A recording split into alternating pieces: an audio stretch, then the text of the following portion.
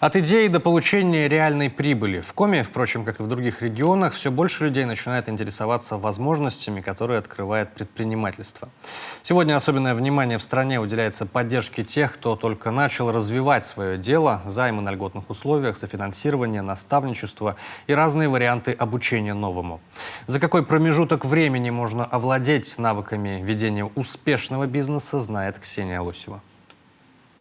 Что нужно для запуска успешного бизнеса? Идея, капитал, место и немного везения. Правда, как показывает история, некоторые элементы этой модели все же можно опустить.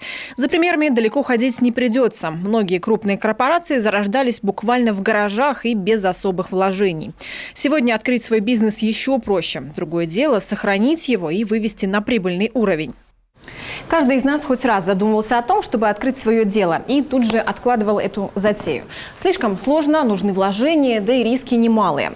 Впрочем, на деле все гораздо проще. Предпринимателя наедине с его мечтой точно не оставят. Здесь главное, как говорится, сделать первый шаг. Впрочем, тем, кто все-таки отважится сделать этот шаг, государство готово помочь, предоставить налоговые льготы или гарантии по кредитам.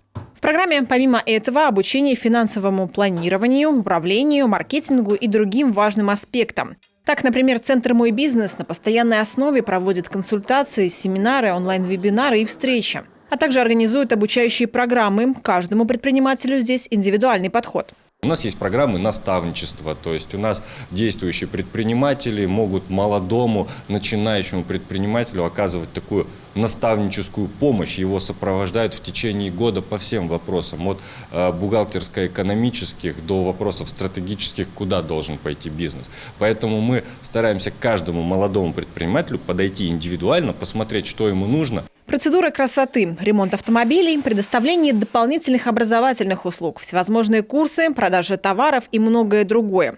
Ежегодно только с помощью Центра «Мой бизнес» в Коми регистрируется более 100 новых предприятий. Начинающие могут воспользоваться и финансовой поддержкой. Важная деталь. Помимо основных документов, необходимо будет предоставить и хорошо проработанный бизнес-план проекта.